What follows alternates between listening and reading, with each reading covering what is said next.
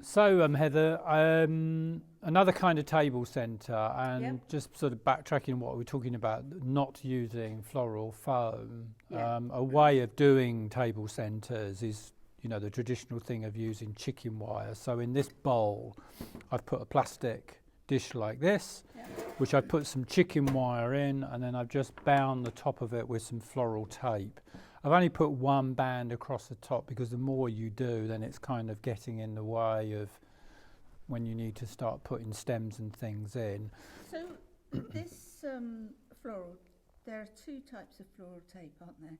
There's the one that you do the stems with, Yeah, and that's there's the stuff yeah, that makes it, that is highly adhesive. yeah, sure. Well, and I think actually holds it in I place. think What's that one called? I don't know, just florist tape. But I think Okay. what you're talking about where you do stems is what they call gutter, which Okay. is where you bind. Do you mean like where It you wrap binds to them? itself, doesn't Yeah, it? yeah. That's Okay. gutter. Whereas this is basically like heavy duty sticky tape Yeah, because this is okay. not only plastic but it has Yeah. kind of webbing through it as well. So it's really strong. Yeah. So you just put some water in the thing to sustain what we're doing inside it, and again I've just used a tank, but I've just used pine cut Yeah. around the edge just Yeah. to make that sort of interest to the outside, but it could be any of the other things that Yeah, we've looks already good. spoken about.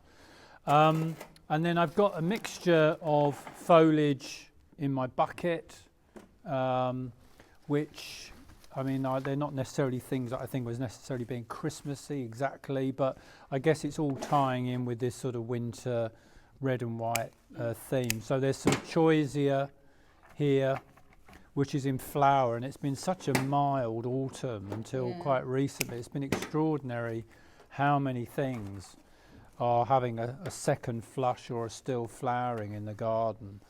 I love choisia. I think it's such a forgiving evergreen. Yeah.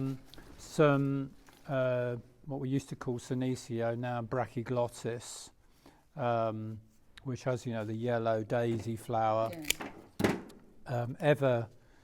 Ever's grey, as Christopher Lloyd used to call it, but silver, a great drought tolerant shrub,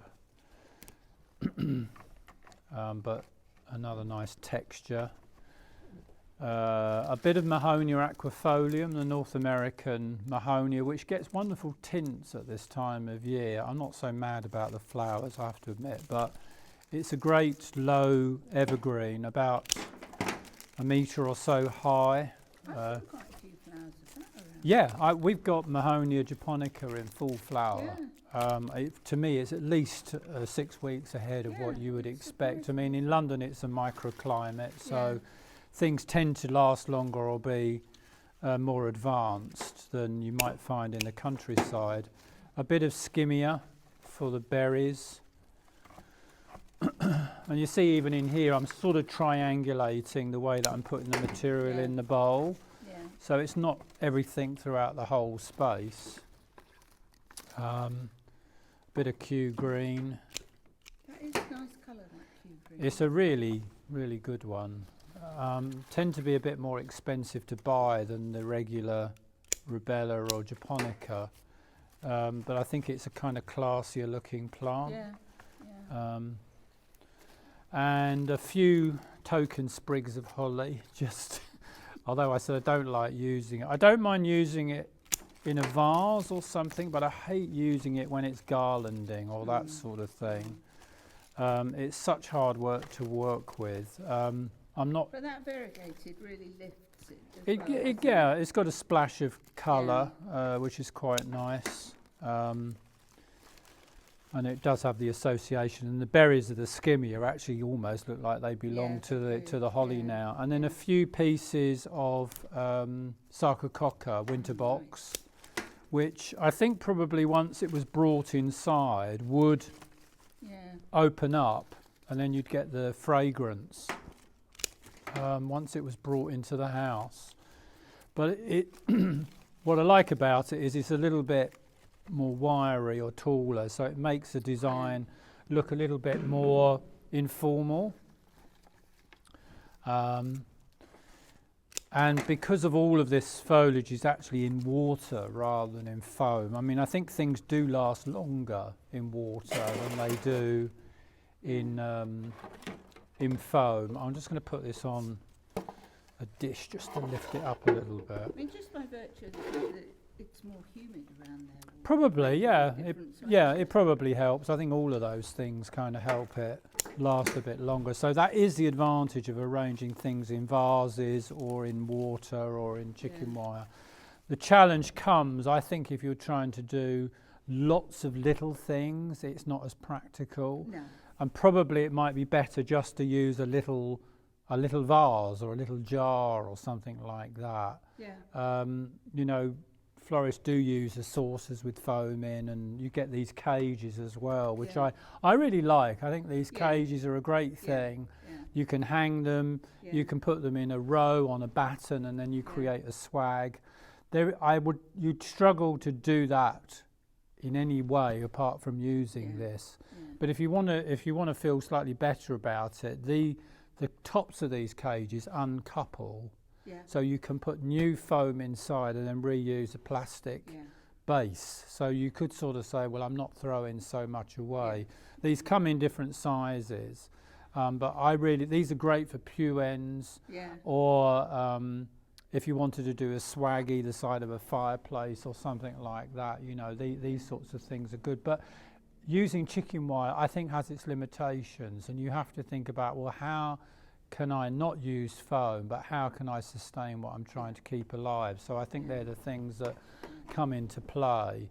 Oh, and the one other thing I was going to say while just talking about foam, if you are doing a table centre or maybe doing a windowsill, or, you know, people often volunteer to do flowers in their churches and that at Christmas, you can buy these trays, which the floral foam marketing people supply, but they're always exactly the same size as a block of foam. Yeah. If you use a windowsill tray, they're slightly larger, which means you get a pool of water around them, which means they can take up moisture for longer, or you can put more water in them. And the windowsill trays, again, you can recycle, but they're better for it. Yeah. They're better to do what you want to do. So if I was doing a mantelpiece or a windowsill, I'd probably put 2 or 2.5 blocks in that, but leave space around it, and then use tape over the top and once or twice around the sides, and then the weight of the blocks, and if it's pushed far enough back, gives you a really good basis to create your design in. But again, you would struggle to do that if you were limiting yourself to doing it with chicken wire. So you have to think about, okay, I want to achieve this effect. What's the best way to provide the mechanics to do it? So they're the things that come into play. And then in this, I'm also going to use, in this design, some ornamental cabbage, which is something which is produced as a cut crop. I mean, we're familiar with having them for winter bedding now. I mean, they've become quite a product line, if you like. But someone is growing these ones on long stems. I don't know if they're a different cultivar or something, but they've become a big staple of the cut flower market. And I think these white ones are particularly effective. They almost look like cabbage roses or something. And they last pretty well, especially if you were using them outside. They seem to last longer. You can get a cabbagey smell if they're sitting in water and you don't change the water, because basically they start rotting. So, rotten cabbage isn't such a great scent. But so again, I've used them. There's a sort of a trio in the way that they're used, and then there's some chrysanthemum, which these green mums, Santini. This is the variety. I love the colour. This sort of acid green is really terrific. I like the domes. A lot of people are quite sniffy about chrysanthemum. I mean, people think, oh, they're cheap and cheerful and a bit common, but I don't think there's anything wrong with them. No. But they can look horrible if they're used in a certain way. They can look blobby, and they can look static. Yeah. And I think that you have to think about how you use chrysanthemum for them to contribute to the design and not look like artificial flowers. Yeah. And there are some great colours and great shapes that a lot of chrysanthemum are coming in now. So I think that they're definitely something that are worth considering, and they last pretty much, 3-4 weeks in the right environment. And then just some roses. These are probably grown in Kenya or somewhere like that. They're fairly inexpensive. I bought these at the supermarket, and I think they were 2 bunches for £5, and I think there was 10 in each bunch, which is pretty good value. They're not top class, but do you know what they do for something like this? They're a good colour. Yeah, it's the colour that you want, isn't it? Yeah, really? it's a good sort of rich Christmas colour. And again, I think that the magic is not to use them individually through the whole thing. Yeah. It's all about these groupings that make it work, and also probably using them generously enough that they look luxurious. Yeah. And for the sake of, I think there's £7 worth of roses here. This is starting to look quite luxurious just because of the quantity of flowers. Yeah. But the red works well if it's grouped.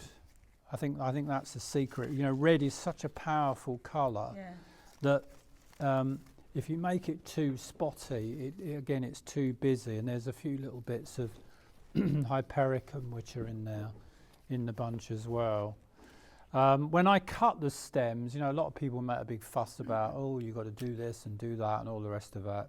I don't even do them individually, I just do the whole bunch together. And so long as they're reaching the water, cut them at an angle, it helps. And then pop them in. There's a couple of stray bits of hypericum, so I'm going to tuck those in as well.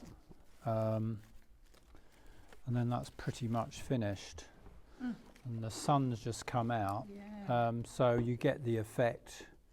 And looking down on that, I mean, it's definitely Christmassy, it's definitely sort of lush. Definitely luxurious, like you said. And luxurious, and it's got so many flowers in it. Yeah, flowers, textures, the colours that we have the association with.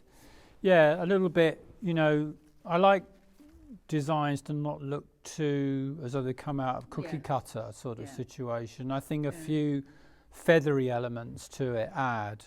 And if you wanted to add another layer of detail, you could even use a few pine cones in there. The white of the pine cone relates to the white of the choice here. So you can add and subtract things depending on what you have. And because almost more than 50% of that is foliage picked from the garden, that's in effect free for nothing. So all you're paying for is the flowers, which isn't a great deal, but you've got this quite substantial arrangement. And that again on a round dining room table, or an occasional table would make quite a statement in a home or in a reception space or something like that. So it's just showing Liverman how you can do things in chicken wire. It does work. It's not difficult. You just have to think about how you're going to use it. Yeah, it's fine. Yeah, absolutely. Yeah. And if you wanted to change the pace, I've got this bowl here, which is a sort of a fruit bowl type thing. You just lift that out and drop that in, and it's a different design again. So the advantage of using that liner is that it can work in different ways. You can. And that the white of the container and the fact that the space underneath it even brings something to the design. You're playing with void and volume, texture, colour, contrast. All of those things all come together to to create And it's nice here, isn't it, where you've got that white container and it's yeah, sure. picking out the... Yeah, it's picking out the white or the choisier.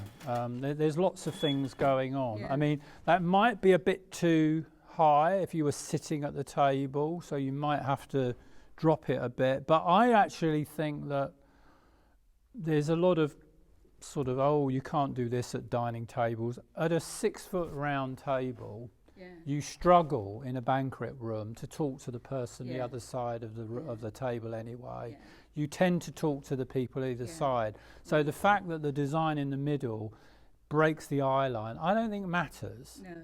It's the same way you see events where, like livery events, and we've done tall trumpet vases and things Yeah. like that. Yeah. People will look to either side. Yeah. And you don't want to scream across a great big banquet table anyway, No. because it's not just you. In a quiet room, you could do it. If there's 200 people in the room, the background noise makes it very difficult Yeah. to talk at that distance. So you tend to talk to guests either side. Yeah. And if everything is too low in a grand room, Yeah. the scale seems wrong. Yeah. And I also don't feel that if you're doing an event where you have, let's say, 40 table centres, I don't think they should be the same. They could have the same materials, but do them at a different scale so that you have what I think of as being a landscape of designs. Yeah.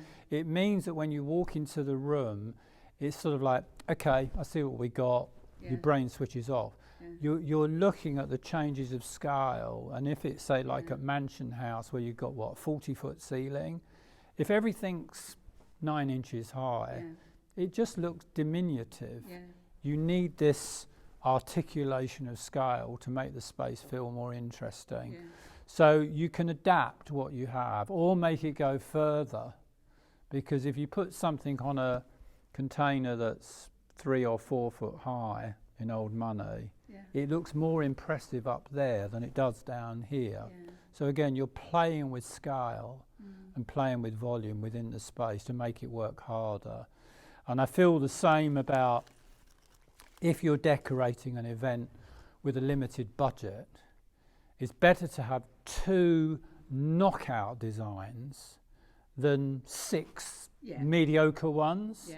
Because again, if a venue is full of 100 guests standing around drinking, talking, you don't see anything below chest height anyway. So much better to do 2 amazing pedestals or do a mantle or something like that really well than dilute the resources by having one thing here, one thing there, one thing there. It's the same or in a church or anything else. It can look lovely when there's no one there. Yeah, sure, When sure. you just first see it all set out, but as soon as you've got hordes of people in there. Don't spread the icing too thin, because otherwise you dilute the effect. So I think they're all object lessons. These are the tricks of the trade that I'm talking about, that you just want to consider about making the material work harder, thinking about the setting and the context and the effect that you're looking for, and being strategic about where you use the resources. That's what it's about. So anyway, that's Flowers in Water.